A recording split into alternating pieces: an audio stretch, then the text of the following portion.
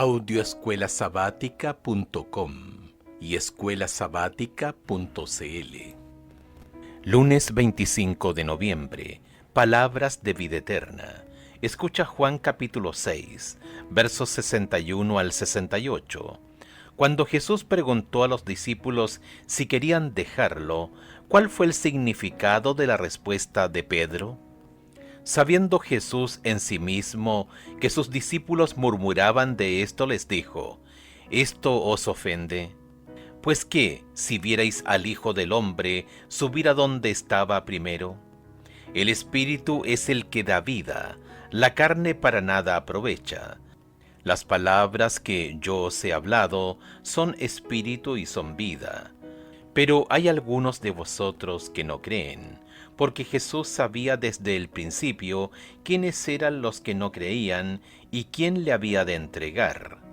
Y dijo: por eso os he dicho que ninguno puede venir a mí si no le fuere dado del Padre.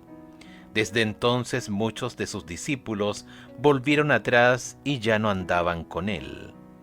Dijo entonces Jesús a los 12: ¿Queréis acaso iros también vosotros? Le respondió Simón Pedro: Señor, ¿a quién iremos? Tú tienes palabras de vida eterna. Las palabras de Pedro acerca de la vida eterna están conectadas con un tema que recorre todo el Evangelio de Juan, una concentración de fraseología sobre la vida eterna. Aparece en Juan capítulo 6 en el contexto de la alimentación de los 5.000. Juan capítulo 6 versos 27, 40, 47, 54 y 68. Jesús dice que Él es el pan de vida. Juan capítulo 6 verso 35, lo que significa que su vida, su muerte y su resurrección son la fuente de la vida eterna, de la salvación. La expresión comillas vida eterna y sus equivalentes aparecen al menos 17 veces en el Evangelio de Juan. No se refiere allí a una existencia espiritual, a formar parte de un ser eterno o algún otro concepto etéreo, sino al poder vivificante que produce salvación y da sentido a nuestra existencia actual y a la vida sin fin, cuando regrese nuestro Señor. Así como Jesús se hizo carne, la resurrección de la que Él habla ocurre en el tiempo, en el espacio, en un cuerpo material. Es una resurrección de entre los muertos, una renovación de la vida que una vez tuvimos en el Edén. ¿Cómo recibimos la vida eterna? Juan capítulo 3 versos 15 y 16. Para que todo aquel que en Él cree no se pierda, mas tenga vida eterna.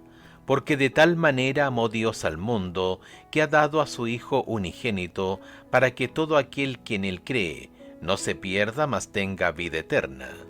Juan capítulo 5, verso 24. De cierto os digo, el que oye mi palabra y cree al que me envió, tiene vida eterna, y no vendrá a condenación, mas ha pasado de muerte a vida. Versículo 47. Pero si no creéis a sus escritos, ¿cómo creeréis a mis palabras? Juan capítulo 8, verso 31.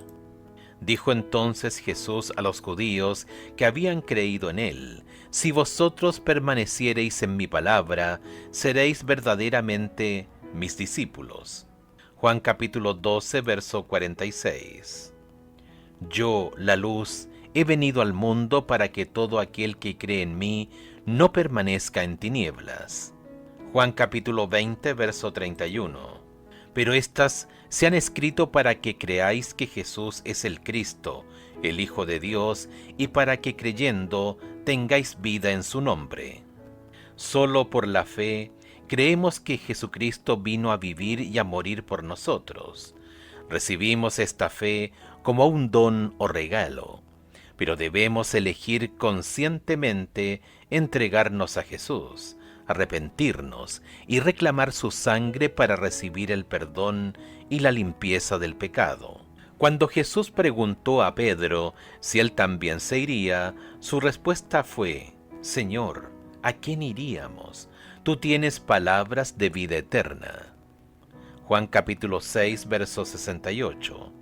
Esa declaración resume la esencia de la salvación y cómo se la alcanza. No procede de la filosofía, de la historia, ni de la ciencia, es decir, de las disciplinas humanas. Proviene de Jesús, quien, puesto que posee vida eterna, la ofrece gratuitamente a quienes la aceptan en respuesta al Espíritu Santo. ¿Cómo influye la promesa de la vida eterna en la manera en que vemos nuestra vida temporal aquí? ¿Cómo debería influir?